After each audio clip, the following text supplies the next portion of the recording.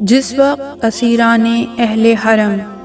یزید کے دربار میں موجود تھے تو یزید کے سامنے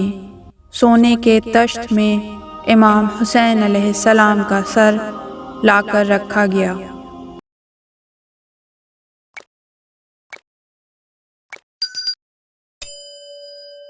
یزید کے ہاتھ میں ایک چھڑی تھی جس سے کبھی وہ امام حسین علیہ السلام کے بالوں کو جھٹکتا، کبھی وہ ملعون امام عالی مقام کے دندان مبارک پر مارتا اور کہتا اینا ضربت یا حسین، حسین تو نے میری ضربت کو کیسا پایا؟ اور کبھی وہ ملعون امام حسین کے لبہائے مبارک سے بے ادبی کرتا۔ پھر اس نے سر دربار سیدہ زینب سلام اللہ علیہا کو پکار کر کہا کہ اے زینب، خدا نے تم کو کیسا ذلیل کیا اور کس طرح تمہارے بھائی کو قتل کرا دیا۔ یہ سننا تھا کہ سیدہ زینب سلام اللہ علیہا کھڑی ہو گئیں اور با لہجہ امیر المومنین فرمانے لگیں، تمام حمد اس خدائے کائنات کے لیے سزاوار ہے جس نے عالمین کے لیے رزق کا ذمہ لے رکھا ہے، اور اس کی رحمتیں جناب رسالت مآب اور ان کی آل اطہار کے لیے موزوں ہیں۔ اے شامیوں، خداوند عالم نے قرآن مجید میں تم جیسے لوگوں کی طرف سچا خطاب فرمایا ہے کہ جن لوگوں نے اللہ تعالیٰ کی آیات کو مذاق بنا کر جھٹلانے کے باعث فسق و فجور کے سمندر میں غوطہ لگایا ہے، ان کی عاقبت اور ان کا نتیجہ نہایت مہلک اور قبیح ہوگا۔ اے یزید، خدا تجھ پر لعنت کرے، تو نے ہمارے اوپر اطراف عالم کو تنگ کر دینے اور مصائب و آلام نازل کر کے اسیر بنانے کے باعث یہ خیال قائم کر رکھا ہے کہ تو اللہ کے نزدیک مقرب اور ہم ذلیل و خوار ہیں۔ ایسا ہرگز نہیں ہے، بلکہ تیرے اس بے محل خوشی منانے کا باعث فقط تیرا تکبر اور تیری حماقت ہے اور لوگوں کا تیری طرف رغبت کرنا ہے۔ اے ملعون، اس خوشی اور فخریہ اشعار جنہیں تو نے ابھی ابھی پڑھا ہے یکسوئی اختیار کر کے، کیا تو نے خداوند عالم کے اس ارشاد کو نہیں سنا کہ کفار کو جو مہلت دی گئی ہے یہ ان کی بہتری اور بہبودی کے لیے نہیں ہے، بلکہ اس لیے ہے کہ وہ سرکشی اور معصیت کی طغیانی میں اور غرق ہو جائیں۔ پھر سیدہ زینب سلام اللہ علیہا نے اس ملعون کو انتہائی حقارت سے مخاطب کرتے ہوئے کہا، یبنت طلقہ، اے گندی نسل کی بنیاد، کیا تو نے یہ عدل برتا ہے کہ اپنی بیویوں اور کنیزوں کو تو پردے میں محفوظ رکھا ہے اور دختران رسول کو بے مقنع و چادر شہر با شہر پھرایا جا رہا ہے اور ہر خاص و عام بطور تماش بین ان کے گرد موجود ہے۔ اے ملعون، کیا تجھے شرم نہیں آتی کہ دختران رسول کو اس منظر عام میں لا کر خوشی مناتا ہے؟ افسوس کہ ہمارے ساتھ کوئی مددگار نہیں جو ہماری اعانت و حمایت کرے۔ پھر آپ کمال مایوسی کی حالت میں فرماتی ہیں، ایسے خبیث الاصل سے رقت قلب اور رحم کی کیا امید ہو سکتی ہے، جو ابتدا سے ہی اذکیاء کے جگر چبانے کے عادی ہوں اور جن کا گوشت خون شہداء بہانے کے ساتھ پیدا ہوا ہو۔ اور ہماری طرف بغض و کینہ کی نگاہ سے دیکھنے والا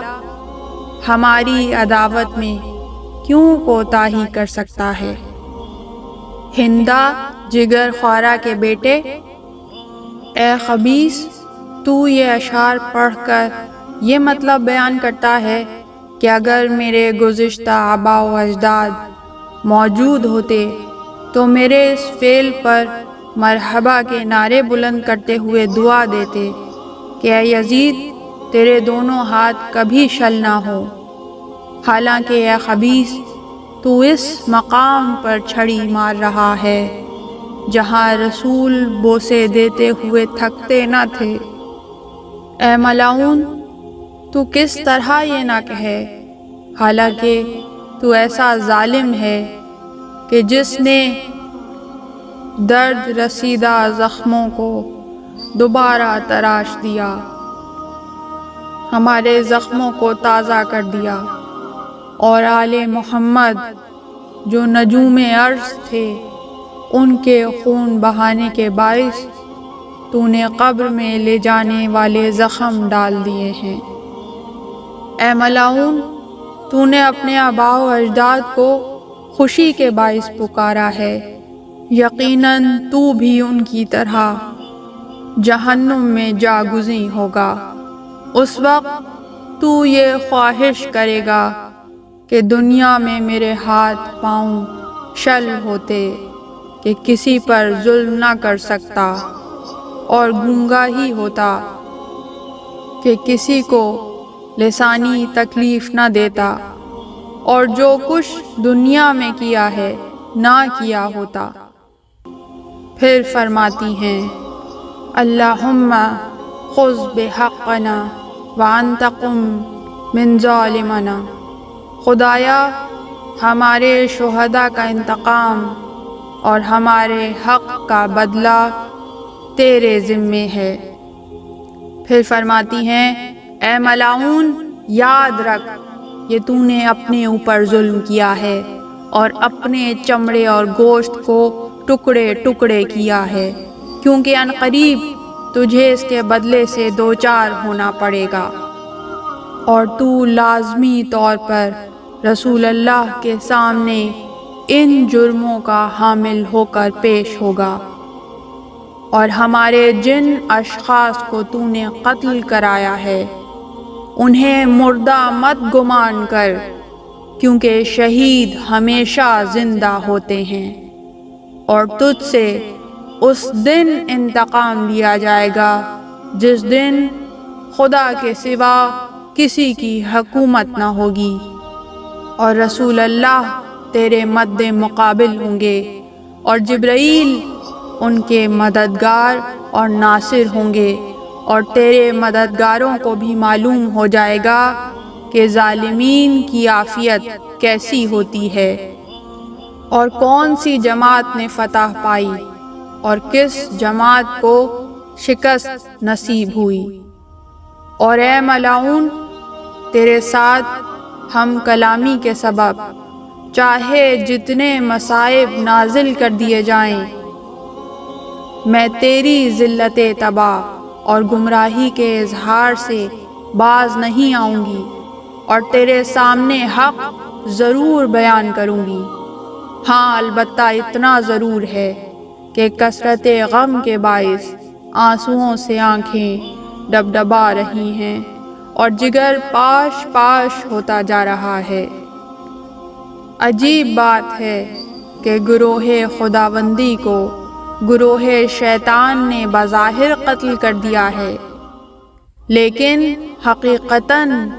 ان کی ابدی زندگی کا پیغام ہے۔ اب عالم یہ ہے کہ ان خبیثوں کے ہاتھوں سے